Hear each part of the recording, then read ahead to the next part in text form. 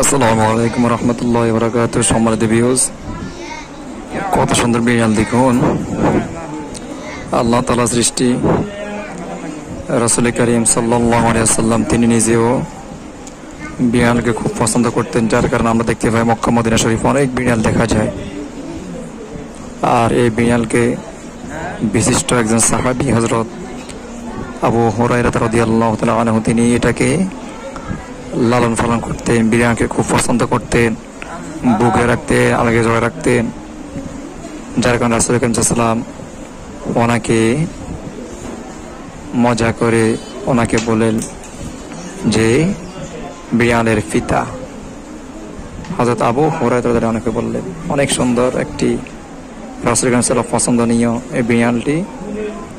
আমরা এই বিড়ালের মাধ্যমে অনেক উপকার পাই। সমাজের মধ্যে খারাপ জিন, খারাপ দুঃচক্র অনেক কিছু থেকে বিড়াল আমাদেরকে রক্ষা করে। সবাই বিড়াল পালতে চেষ্টা করি।